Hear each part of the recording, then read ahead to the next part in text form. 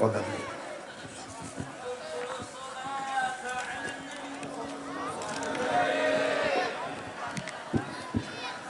Assalamualaikum warahmatullahi wabarakatuh. Alhamdulillah, wassalatu wassalam ala Sayyidina Rasulillah Sayyidina Muhammad bin Abdullah wa ala alihi wa sahbihi wa mawalah, ma ba'd. Kita bersyukur kepada Allah subhanahu wa ta'ala pada malam hari ini bersama-sama kita berkumpul memperingati Isra dan Mi'rajnya Nabi besar Muhammad sallallahu alaihi wasallam, dan juga haul daripada almarhumah Hajjah Wardatul Wartiah binti Abdul Samad. Mudah-mudahan Allah Ta'ala mengangkat derajat beliau dan juga seluruh orang tua kita, keluarga kita yang sudah meninggal dunia. Allah Ta'ala ampunkan dosa-dosa mereka, Allah Ta'ala luaskan kuburan mereka, Allah Subhanahu wa Ta'ala lipat gandakan pahala mereka, dan apa anugerah yang Allah Ta'ala turunkan di majlis ini Allah Ta'ala masukkan ke dalam kuburan mereka. Amin ya Rabbal Alamin.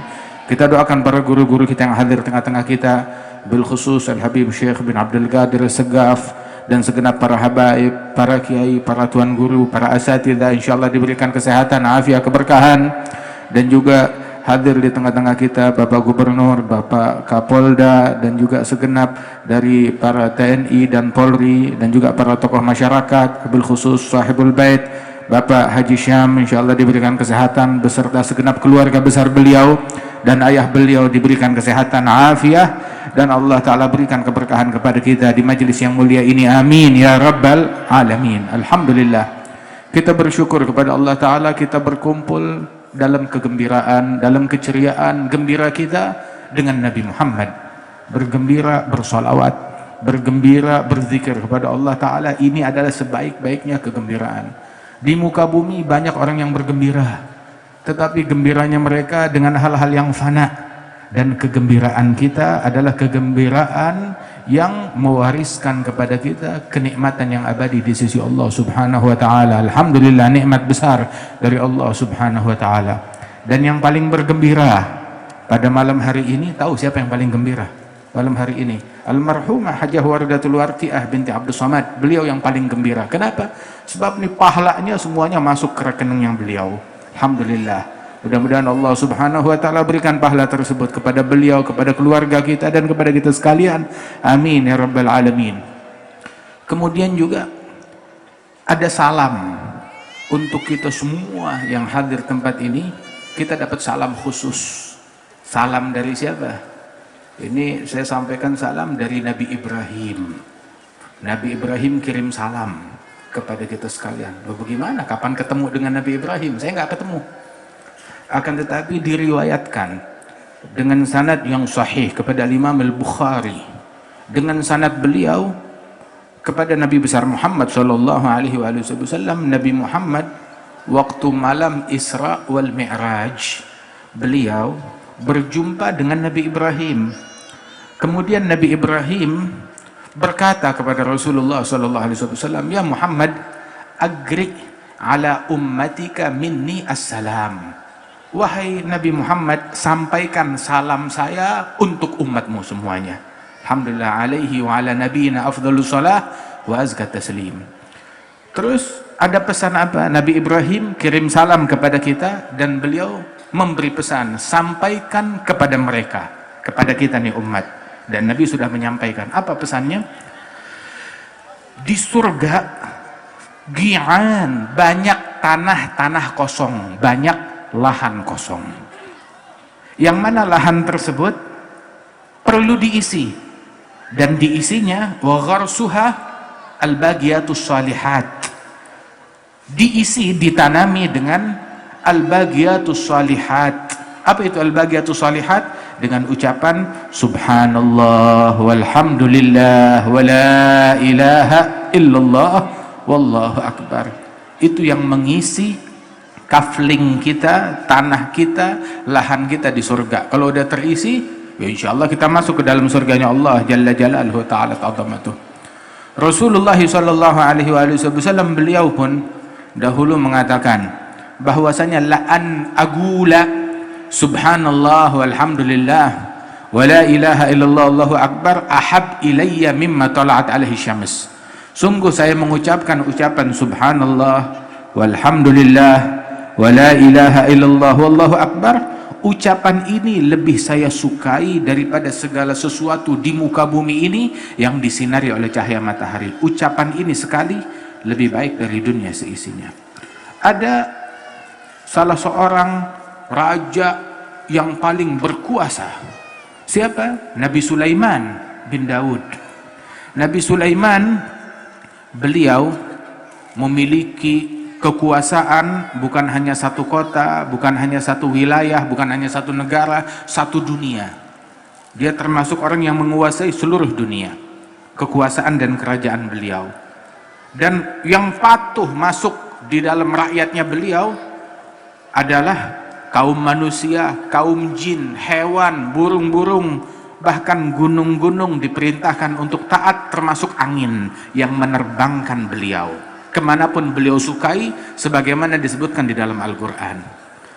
Ada Nabi Sulaiman, satu kali diterbangkan beliau bersama pasukannya dengan angin, diterbangkan kemanapun mereka kehendaki. Maka di bawah, di ladang itu, di kebun, ada seorang petani yang sedang bertani, tahu-tahu ngelihat ke atas, Nabi Sulaiman bersama pasukannya diterbangkan oleh angin di atas permadani mereka. Maka ini petani ini berkata, subhanallah, maha suci Allah, laqad utiya ibnu Dawuda mulkan azima. Sungguh Allah telah memberikan kepada Sulaiman bin Daud kerajaan yang besar. Maka suara orang tersebut disampaikan oleh angin ke telinganya Nabi Sulaiman. Dibawa suaranya oleh angin ke telinga Nabi Sulaiman. Kemudian Nabi Sulaiman bilang, ganti haluan. Datangi orang tersebut, belok itu pasukan menghampiri orang tersebut. Terus Nabi Sulaiman bertanya, kamu tadi bilang apa? Apa yang kamu ngomong barusan? Bilang, nggak ada apa-apa, saya cuma mengucap subhanallah, maha suci Allah yang telah memberikan Sulaiman bin Daud kerajaan yang besar. Maka Nabi Sulaiman, hadza prinsip, wahada ucapan ini adalah ucapan yang penuh hikmah yang kita pegang kuat-kuat. Nabi Sulaiman bilang kepada orang tersebut, ketahuilah, ucapanmu subhanallah lebih baik, lebih berharga, lebih bernilai, lebih besar daripada kerajaan yang Allah Ta'ala berikan kepada Sulaiman bin Daud. Sebab kerajaannya Sulaiman bin Daud sekarang mana? Mana singgasananya, mana cincinnya, mana mahkotanya, mana istananya, semua hilang. Tetapi ucapan subhanallah yang diucapkan oleh orang tersebut tetap masih ada. Masih ada. Ucapan subhanallah. Wal bagiyatus salihat khairun 'inda rabbika thawaban. Dan sesungguhnya al bagiyatus salihat lebih baik di sisi Allah Ta'ala pahalanya. Alhamdulillah. Nikmat yang besar Allah Ta'ala berikan kepada kita sekalian dengan hadirnya kita di majelis yang semacam ini. Rasulullah Sallallahu Alaihi Wasallam memesankan kepada kita sekalian tentang majelis yang semacam ini. Dikumandangkan panggilan ketika kita bangun, ketika kita pulang, dikumandangkan panggilan yang berbunyi, gumu maghfuran lakum qad buddilat sayyi'atukum hasanat. Bangunlah kalian dari majelis ini dalam keadaan dosa-dosa kalian telah diampunkan oleh Allah, kesalahan kalian dirubah menjadi pahala oleh Allah Subhanahu wa taala. Alhamdulillah. Dan acara yang semacam ini diadakan juga dalam rangka mengirim doa haul dari haul yang ketiga, Hajjah Wardatu Warti'ah binti Abdus Samad. Mudah-mudahan Allah Ta'ala angkat derajat beliau. Dan Rasulullah SAW menyebutkan al-waladul bar la yadkhulun nar wal waladul aq la yadkhulul jannah.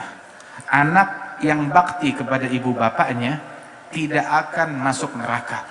Anak yang durhaka tidak akan masuk ke dalam surganya Allah Subhanahu wa taala. Bahkan tidak ada orang yang sukses di dalam perkara dunia ataupun akhirat. Nggak ada orang yang sukses dalam urusan dunia atau akhirat melainkan pasti berkat birrul walidain, berkat bakti kepada ibu bapak. Kesuksesan bermula dari situ. Baik sukses urusan dunia maupun sukses urusan akhirat. Sukses urusan duniawi banyak contohnya, sukses urusan akhirat begitu juga. Sayyidina Uwais Al-Qarni mendapatkan kedudukan yang tinggi di sisi Allah Ta'ala berkat baktinya kepada ibunya sendiri. Bahkan Al-Imam Ali Zainal Abidin Ibn Al-Husain bin Ali bin Abi Thalib, beliau itu dikenal dahulu dia tidak mau makan kurma bareng bersama ibunya. Loh bagaimana? Makan kurma atau makan anggur bareng sama ibunya ngambil, dia nggak mau. Bilang kenapa? Saya tidak berani. Saya takut ketika saya mengambil kurma tersebut, itu kurma sudah dilihat oleh ibu saya, sudah diinginkan oleh ibu saya, terus keburu keambil oleh tangan saya. Walaupun dia makan duluan ibu saya, tetapi ketika saya ngambil saat ibu saya makan, saya takut yang saya ambil itu sudah diincar oleh ibu saya, dia mau ambil. Saya takut kualat dan kurang ajar terhadap ibu saya. Wa kana al-Imam Syekh Abdullah Ba'alawi, Syekh Abdullah bin Ali Al-Ghuyur Ibn Al-Faqih Al-Muqaddam, itu disebutkan beliau semasa hidupnya tidak berani, tidak mau membelakangi ayahnya ketika berada satu ruangan dengan ayahnya. Nggak berani ngebelakangin ayahnya. Kalau berada satu ruangan mau keluar, dia jalannya mundur terhadap ibu bapaknya sendiri. Allah Ta'ala berfirman, wa qadha rabbuka alla ta'budu illa iyyah wa bil walidaini ihsana. Allah Subhanahu wa Ta'ala telah mengatur, mewajibkan agar kita tidak menyembah melainkan hanya kepada Allah. Itu prioritas utama. Dan prioritas kedua, berbuat ihsan. Berbuat ihsan, bakti, berbuat baik kepada ibu bapak, itu prioritas yang kedua setelah pengabdian kepada Allah Jalla Jalaluhu Ta'ala Azamatuh. Wa kana al-Imam Al-Habib Ali bin Muhammad Al-Habsyi, yang maulidnya kita baca, maulid Simtud Durar kita baca di mana-mana, itu beliau bilang, sungguh saya semasa hidup ayah dan ibu saya tidak menganggap harta yang saya punya milik saya menganggap itu milik ibu dan bapak saya. Bahkan kalau demi meraih ridhanya ibu saya mau menjual saya di pasar, dibilang ini budak saya mau jual, saya bakal ngaku, iya saya budaknya, yang penting ibu ridho kepada saya. Sampai seperti demikian upaya mereka di dalam mencari ridhonya ibu dan bapak mereka. Kenapa? Sebab Allah Ta'ala jadikan ridhonya di dalam ridhonya orang tua. Ridhallah fi ridhal walidain wa sakhatuhu fi sakhatihima. Ridhonya Allah di dalam ridhonya ibu bapak, murkanya Allah terletak di dalam murkanya ibu bapak kita. Barang siapa dia melakukan upaya-upaya untuk membuat Allah ridha dalam hal yang lain, dia melakukan hal-hal yang membuat ibu bapaknya sedih dan marah, maka Allah murka kepada orang tersebut. Barang siapa dia berupaya melakukan menyenangkan ibu bapaknya, tetapi dalam perkara yang lain dia kadang terjeblos dalam dosa, melakukan hal-hal yang membuat Allah Ta'ala murka, maka karena dia berkat baktinya kepada ibu bapak, diampunkan dosa-dosanya, Allah ridha kepada orang tersebut. Masya Allah. Dan orang yang durhaka kepada ibu bapaknya dikhawatirkan wafatnya su'il khatimah, akhir hayatnya nggak bisa mengucap dua kalimat syahadat. Itu termasuk salah satu bahaya daripada durhaka kepada orang tua. Waliyadzubillah min dzalik. Saudara-saudara sekalian, Rasulullah sallallahu alaihi wasallam mengajarkan kepada kita bakti kepada orang tua. Kemudian juga ini kita kalau hadir acara haul semacam ini, yang kita ingat apa? Tentang kematian. Rasulullah bilang di dalam hadis bahwasanya aktsiru min dzikri hadimil ladzat. Banyaklah kalian mengingat kematian, dan kematian itu diberikan nama oleh Rasul sallallahu alaihi wasallam hadimil ladzat, sesuatu yang menggempur segala kenikmatan. Orang yang hidupnya paling nikmat di dunia, detik-detik pertama sakaratul maut hancur, kenikmatan yang dirasakan selama 1000 tahun terlupakan semuanya di detik-detik pertama sakaratul maut. Wa inna lil mauti mi'atus sakrah Di dalam kematian terdapat 100 sakarat. Setiap satu sakaratnya itu lebih sakit daripada pukulan pedang 100 kali atau 1000 kali, sebagaimana disebutkan di dalam hadis. Rasulullah sallallahu alaihi wasallam juga beliau mengingatkan bahwasanya yamutul mar'u ala ma 'asha alaih, yub'atsu yaumal qiyamah ala ma mata alaih. Seseorang dia meninggal dunia, keadaannya waktu meninggal dunia seperti keadaannya sehari-hari waktu dia masih hidup.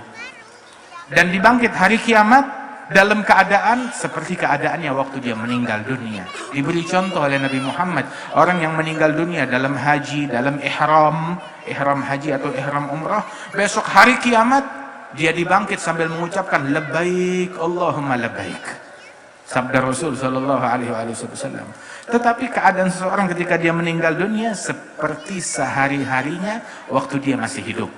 Yang hidupnya sehari-harinya bersama Al-Quran, yang meninggalnya dengan Al-Quran. Sehari-harinya dengan sujud, meninggalnya dengan sujud. Sehari-harinya dengan zikir, meninggalnya dengan zikir. Sehari-harinya dengan sholawat, meninggalnya dengan sholawat. Sehari-harinya dengan handphone, ya awas meninggalnya lagi megang handphone. Sehari-harinya sibuk dengan medsos, awas meninggalnya dengan medsos. Begitu. Bahkan ada beberapa orang akhir hayatnya itu ditalginkan kalimat la ilaha illallah, la ilaha illallah, dia nggak bisa, malah dia sebut semen. La ilaha illallah pasir, la ilaha illallah batu bata, kerikil, kusen, kayu. La ilaha illallah, dia sebut yang lain tapi nggak bisa nyebut la ilaha illallah. Rupanya semasa hidupnya otak, pikiran, hatinya tiap hari sibuknya hanya dengan hal yang demikian, meninggalnya begitulah. Waliyadzubillah min dzalik. Khususkan waktu kita, sebagian dari waktu kita khususkan untuk zikir, untuk ibadat, untuk menjalin hubungan, bangun hubungan antara kita dengan Allah. Maaf, kita kalau punya urusan duniawi, kita jalin hubungan, siapa orang besar, kita harus punya hubungan dengan dia. Punya hubungan dengan orang besar, baik itu pejabat atau tokoh masyarakat, kita mau ada hubungan dengan dia. Kenapa? Biar aman, biar tenang, biar beres urusan. Begitu. Ada urusan duniawi, urusan akhirat. Di depan kita ada sakaratul maut, di depan kita ada kuburan, di depan kita ada interogasi oleh malaikat Munkar wa Nakir. Di hadapan kita ada sirat, jembatan yang harus kita lalui, jembatan yang membentang di atas neraka jahanam, yang lebih tipis dari rambut, lebih tajam dari pedang, dan kita wajib lewat di jembatan tersebut. Caranya bagaimana? Nah, kita diberikan umur, waktu di dunia untuk mikir. Fikir. Bukan kita pakai umur kita buat hal yang lain yang tidak terlalu penting, kita lupakan hal yang paling prioritas.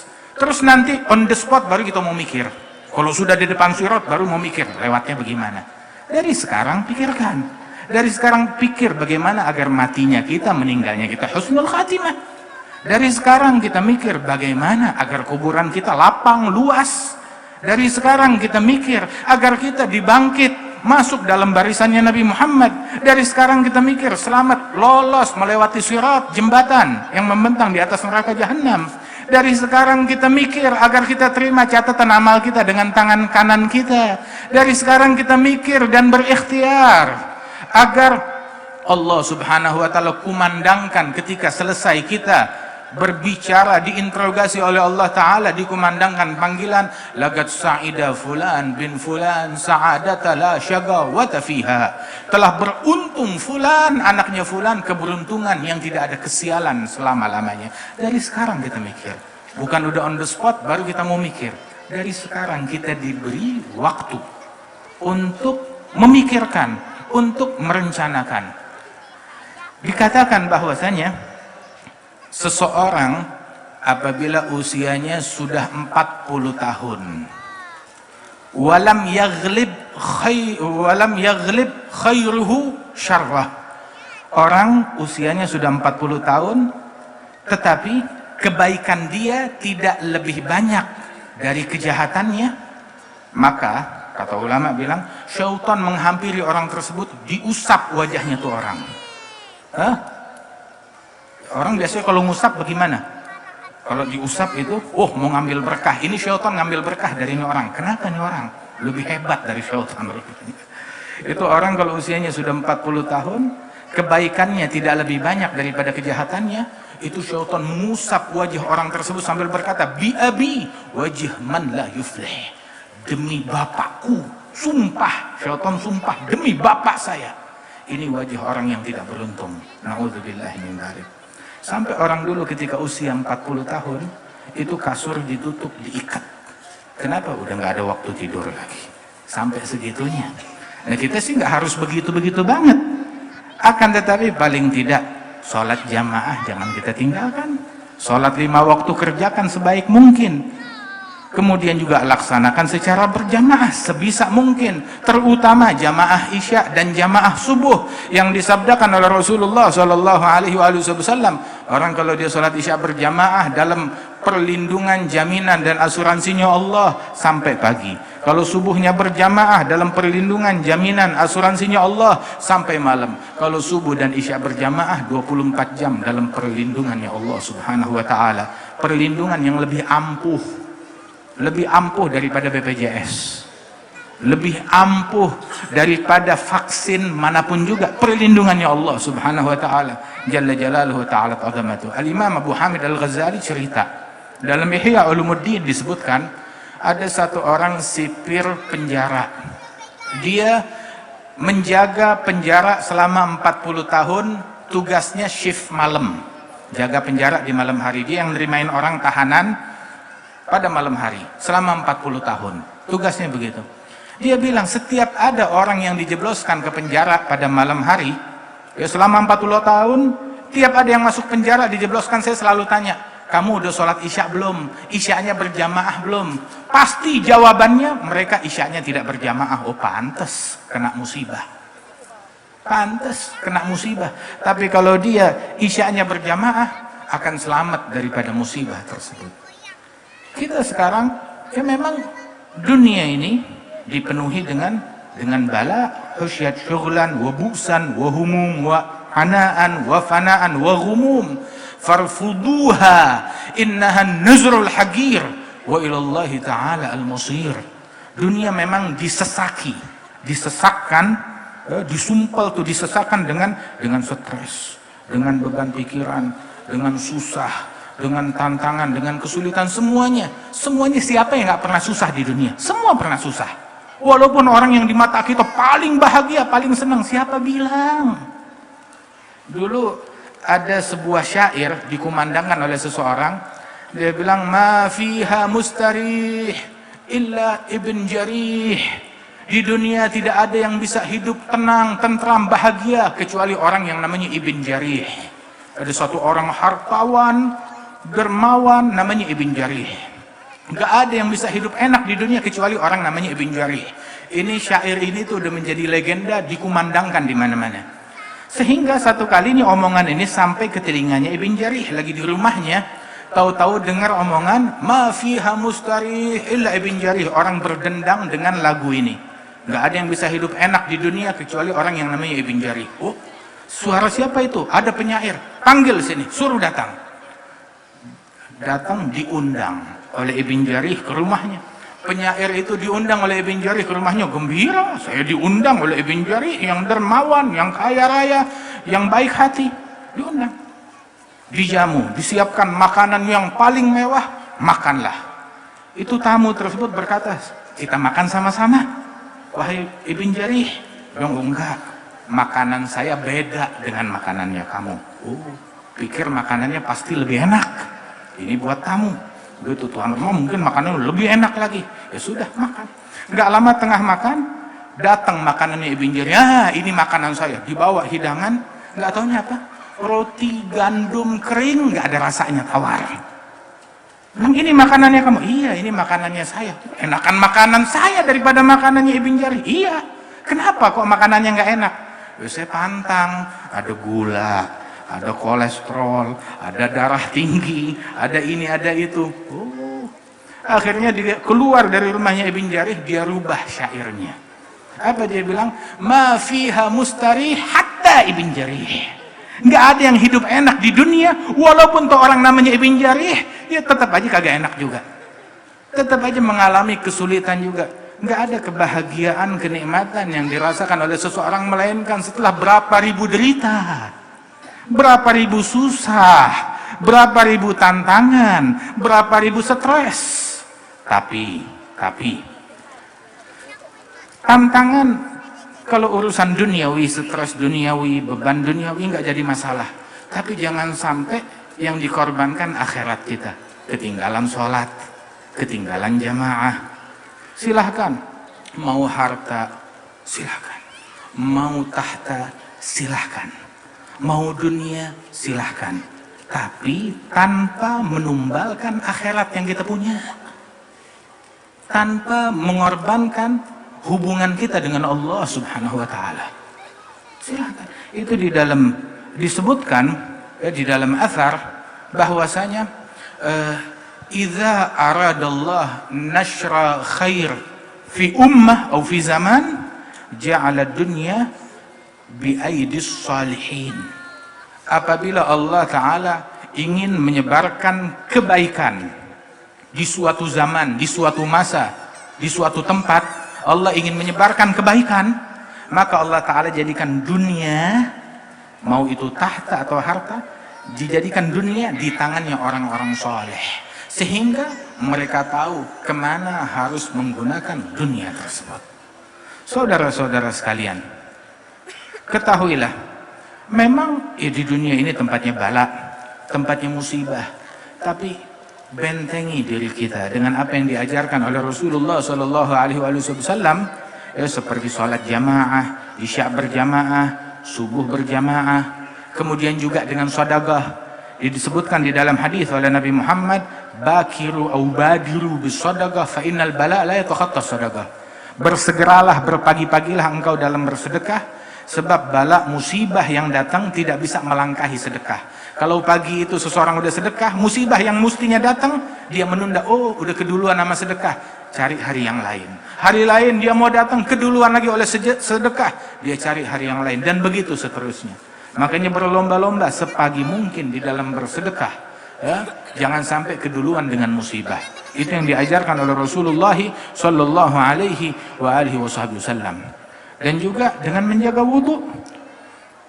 Muslim, mukmin, pengikut Nabi Muhammad Sallallahu Alaihi Wasallam adalah orang yang menjalankan sunnahnya Nabi Muhammad. Itu mereka adalah orang yang paling aman, yang paling selamat, ya, istilahnya dari penyakit, dari keburukan, ya, ataupun dari virus. Kenapa? Sebab mereka adalah orang yang paling bersih di muka bumi, orang yang paling bersih pengikutnya Nabi Muhammad Sallallahu Alaihi Wasallam. Bayangkan aja, kita sholat 5 waktu, kemudian dalam 5 waktu kita wudhu. Ketika kita ambil setiap wudhu, kita basuh muka 3 kali. Setiap wudhu, basuh tangan. Sebelum wudhu tuh, ketika kita akan berwudhu, kita basuh tangan 3 kali dengan bersih. Sebelum itu tangan kita masukkan ke dalam ke dalam bak mandi. Kita basuh tangan 3 kali dengan bersih. Terus basuh tangan lagi, ketika setelah basuh wajah, kita basuh tangan lagi sampai ke sikut kita basuh. Sampai ke siku kita basuh. Setelah itu takhlil bainal asabi', membasuh sela-sela jari, sela-sela anak jari. Diajarkan dan disunahkan oleh Nabi Muhammad Sallallahu Alaihi Wasallam sampai memastikan air masuk ke bawah kuku kita. Dipastikan. Ada sunnah dan ajaran dan syariatnya Rasulullah Sallallahu Alaihi Wasallam. Kita membersihkan telinga kita dalam sekali wudhu disunahkan bahkan sampai 15 kali. Sampai 15 kali bersama basuh wajah, bersama ngusap kepala 3, kemudian lain 3 sendirian, lain dengan lubang telinga, kemudian diusap dengan telapak tangan, totalnya 15 kali. Membasuh kaki kita, dibersihkan kaki kita dengan seksama, kemudian sela-sela jari kaki. Itu di irsyad ada sebuah ibarat, min khinsir ila khinsir bi khinsiri yadi yusra. Itu memastikan masuknya air ke sela-sela jari. Itu sunnahnya dari kelingking jari yang kanan terus berjalan dengan sampai ke kelingking jari yang kiri, kaki kiri. kemudian dia gunakan dengan kelingking tangan kirinya dia dari bawah, sebagaimana disunnahkan oleh Rasulullah Sallallahu Alaihi Wasallam. Allah Ta'ala mewahyukan kepada Nabi Musa, ya Musa, idza asabatka musibatun wa anta ala ghairi tuhrin fala talumanna illa nafsak. Wahai Musa, kalau engkau terkena musibah sedangkan engkau dalam keadaan tidak punya wudu, maka jangan salahkan siapa-siapa kecuali diri kamu sendiri. Kata Allah Subhanahu wa taala, wal wudu hadza, bentengnya dan senjatanya orang-orang yang beriman, yang membentengi dia, yang menjaga dia dari beragam keburukan, dari bala, dari musibah. Terus yang kita laksanakan malam hari ini, Masya Allah, jazakumullah khair panitia, mudah-mudahan Allah Ta'ala berikan balasan yang sebaik-baiknya. Ini acara yang kita laksanakan pada malam hari ini adalah satu hal yang paling ampuh untuk menolak bala, untuk menolak musibah, untuk menolak penyakit. Kumpulan kayak begini, acara yang seperti ini bukan bawa penyakit, justru mengangkat penyakit, mengangkat musibah, mengangkat bala. Dengan berkat majelis yang semacam ini lebih ampuh, lebih manjur daripada vaksin manapun juga. Mengapa? Sebab sahabat kalau mereka sakit, kalau mereka punya problem, rujukan mereka perginya kemana? Datang kepada Nabi Muhammad Sallallahu Alaihi Wasallam. Bukan cuma virus atau apapun. Ada satu orang datang kepada Rasulullah Sallallahu Alaihi Wasallam, dia bawa tangannya yang putus. Tangannya putus terkena tebasan pedang di medan perang. Dia datang menghampiri Rasulullah di medan perang sambil bawa tangannya yang putus. Ya Rasulullah, yaddi, tanganku, tanganku. Maka dipegang tangan itu, dimasukkan ke tempatnya lagi dari tubuhnya, ditiup oleh Nabi Muhammad, nyambung lagi tangannya. Sallallahu Alaihi Wasallam. Ada lagi satu orang sahabat, Qatadah. Dia datang kepada Rasulullah, itu terkena sabetan golok atau apa gitu hingga matanya keluar dari lubangnya, menggantung di pipinya. Perawi hadis bilang demikian. Dia bawa, ya Rasulullah, aini, mata saya. Maka Nabi bilang kepada itu sahabat, kalau engkau mau, engkau bersabar, saya doakan kamu dapat pahala besar. Tapi kalau engkau mau, ya saya doakan sembuh, engkau bisa ngelihat lagi. Maka dia jawab, ini sahabat unik. Dia bilang, ya Rasulullah, saya adalah orang yang gemar menikah. Begitu. Kalau mata saya cuma satu, mana ada perempuan yang mau sama saya? Tersenyum Rasul Sallallahu Alaihi Wasallam. Maka Rasulullah masukkan mata orang itu ke lubangnya, ditiup oleh Rasulullah, melihat seketika saat itu juga. Al-Imam Ali bin Abi Thalib di hari Khaybar dipanggil oleh Nabi Muhammad, mana Ali bin Abi Thalib? Datang dituntun, jalan nggak bisa ngelihat, matanya itu sakit mata, nggak bisa ngelihat, ramad di matanya. Maka ditiup matanya oleh Rasulullah, langsung sembuh seketika saat itu juga. Imam Ali bin Abi Thalib bilang, sungguh mata yang sejak ditiup mata saya oleh Rasulullah, nggak pernah terkena sakit mata selamanya. Itu sahabat Qatadah yang matanya itu dimasukkan ke lubang matanya, dia bilang mata yang diperbaiki, yang diservis oleh Rasulullah, melihat lebih baik dari yang sebelah. Kata beliau radhiyallahu anhu arba, hadza barakahnya Nabi besar Muhammad sallallahu alaihi wasallam. Terus jangan kita pesimis, underestimate dengan majelis yang semacam ini, dengan berkahnya Nabi Muhammad sallallahu alaihi wasallam. Ada Nabi yang mengunjungi orang tua yang lagi sakit, demam tinggi. Nabi bilang kepada orang tersebut, tuhur insyaallah. Kata Nabi Muhammad ketika menjenguk orang sakit, kafarat tuhur, insyaallah ini menjadi penghapusan dosa dan mensucikan engkau. Maka itu orang tua dengar begitu, dia lagi demam tinggi, dia bilang, tuhur, pensucian, bal humma tafur ala syaikhin kabir tuziruhul gubur. Hadis fil Bukhari dengan lafaz ini. Kamu bilang tuhur, kata tuh orang, ya Muhammad, ini adalah panas, demam yang tinggi sampai ke ubun-ubun, yang menimpa orang yang sudah sepuh, demam yang bisa menjebloskan dia masuk dalam kubur. Terus Nabi bilang apa? Idzan insyaallah, kalau emang begitu yang kamu ngomong, ya sudah, Betul, nggak lama meninggal dunia langsung orang tersebut. Jangan kita pesimis, tetap sangka baik atas ujian dari Allah Subhanahu wa Ta'ala. Dan satu, ya, jangan kita mencemooh orang lain yang ditimpa musibah. Kita bilang ini orang yang kena musibah, yang kena penyakit ini orang yang nggak benar, orang yang salah, orang yang ini. Lah, ini ujian dari Allah Subhanahu wa Ta'ala.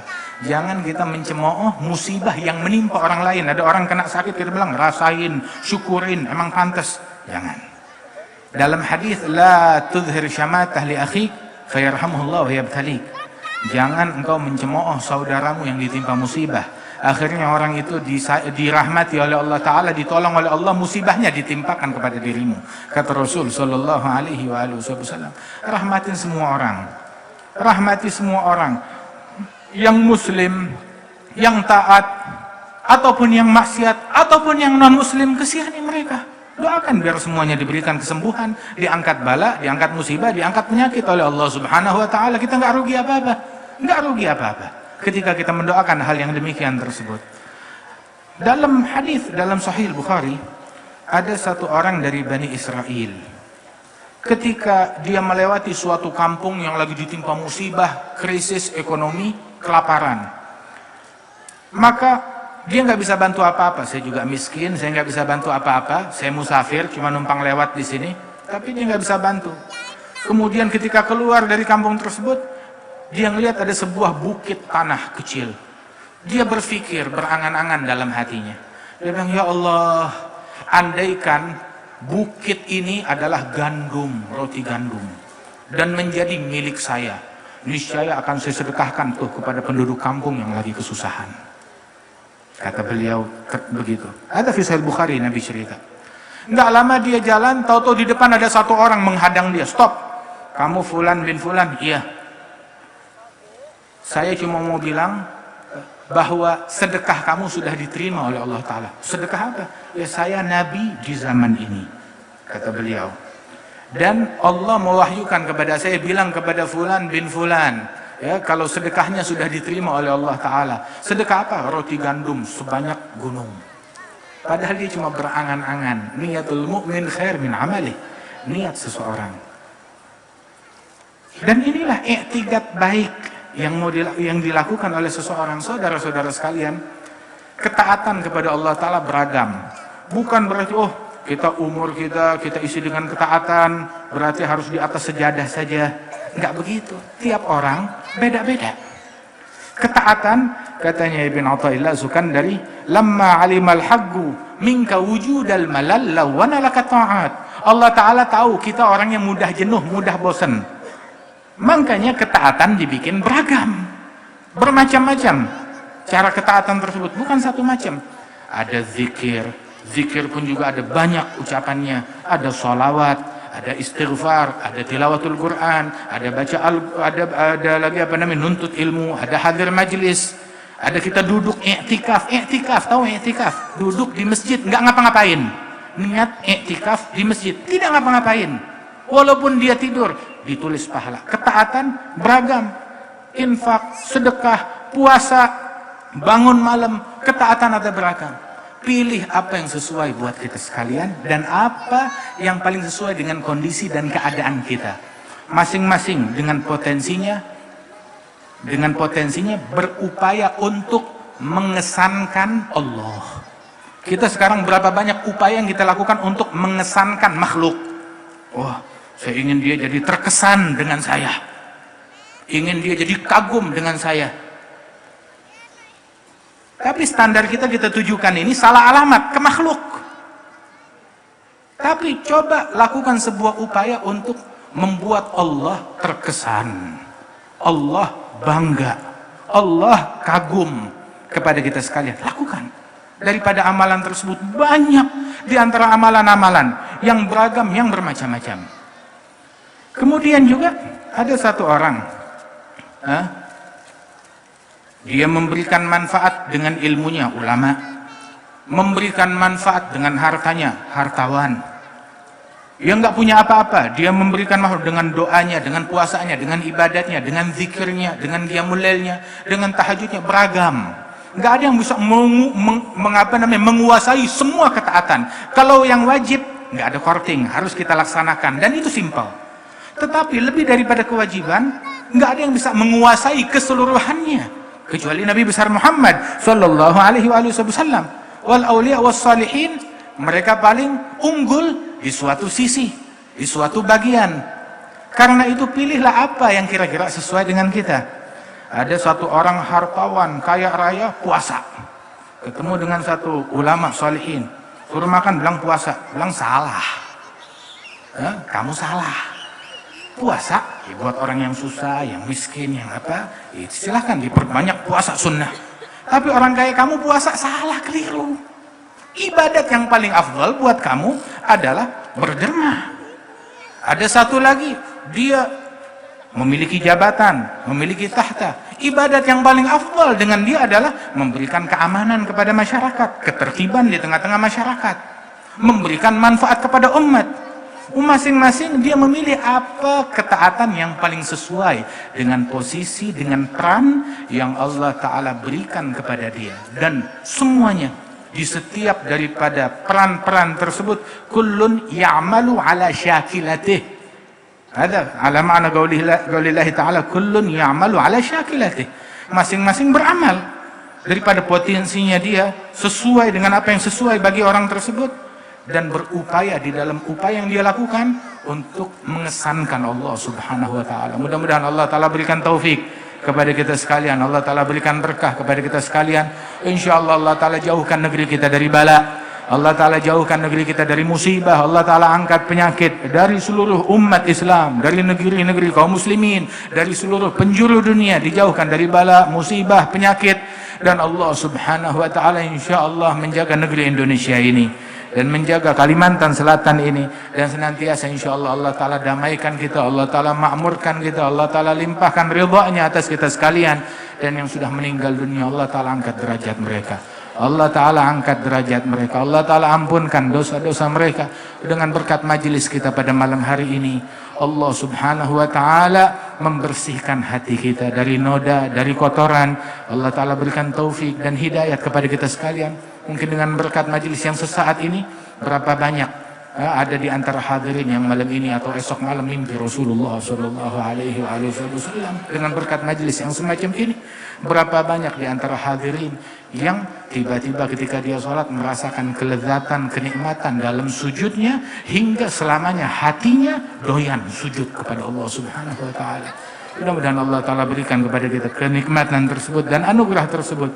Allahumma ja'al jam'ana hadha jam'an marhuma, tafarrugana min ba'dihi tafarrugan ma'suma, wa la taj'al fina wa la minna wa la ma'ana syaqiyan wa la mahruma. Ihdina bihudak, ij'alna mimman yusari' fi ridak, wa la tuwallina waliyan siwak. Wa sallallahu ala sayyidina Muhammad wa ala alihi wasallam, wa akhiru da'wana alhamdulillahi rabbil alamin. Assalamualaikum warahmatullahi wabarakatuh.